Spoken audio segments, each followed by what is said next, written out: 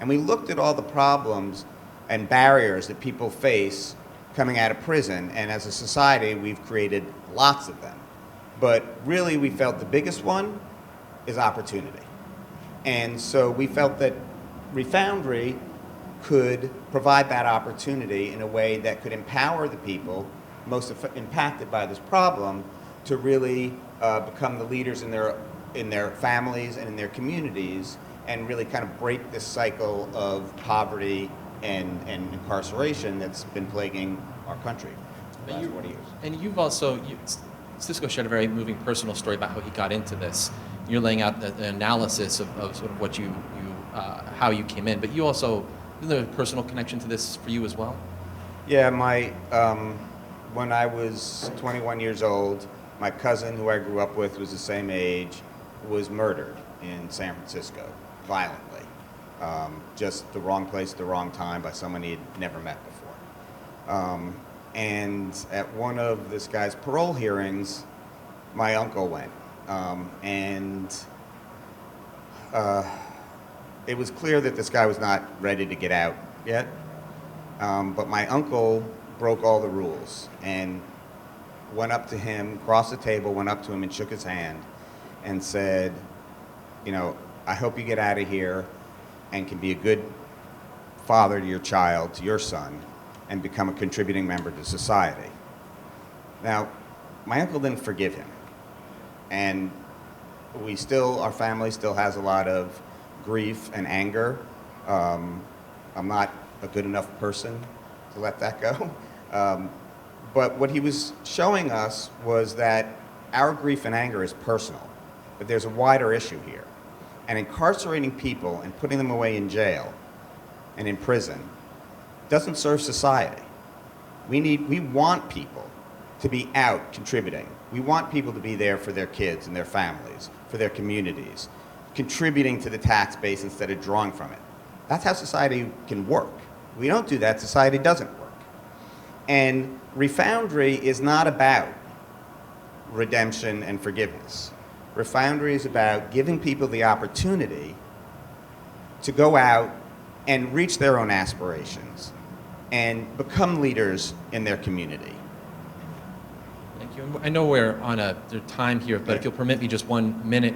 Cisco, I just want to ask briefly, we've heard some, and we'll hear more today, about the impact of education on reducing recidivism. And anybody who looks into this issue will understand how profoundly important education really is in addressing this problem. It's not the sole solution by any stretch, but it is important. Cisco, you shared your story about a person who did not even graduate high school, who's now doing tremendous things, launching Refoundry, you have your own business and so forth. Can you talk about education briefly here, about how you all are conceiving of education and what that means, so that it's not just this narrow piece about necessarily getting a degree, although it doesn't exclude that either?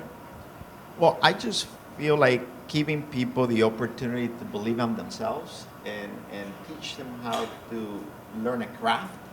I happen to learn the craft of making furniture, but it could be being a baker or being a mechanic, or it doesn't really matter.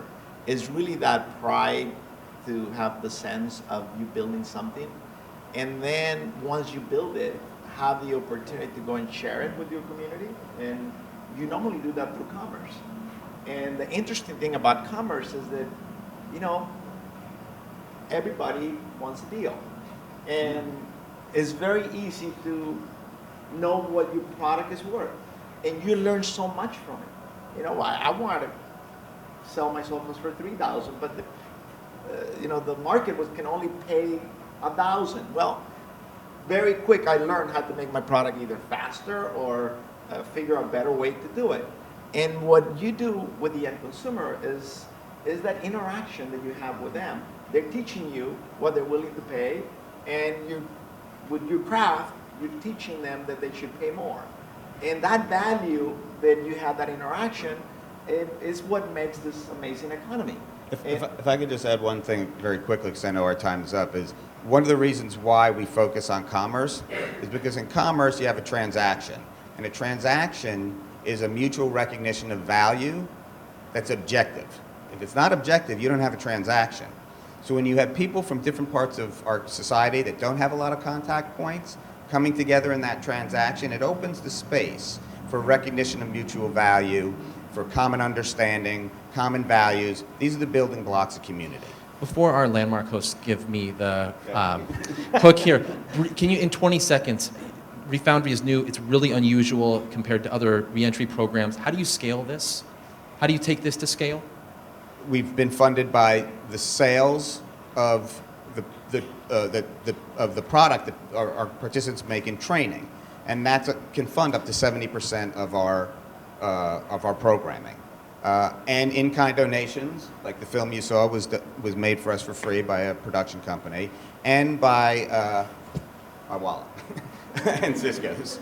But because we have this revenue generation model, we really only need seed funding to set up in Los Angeles and New York.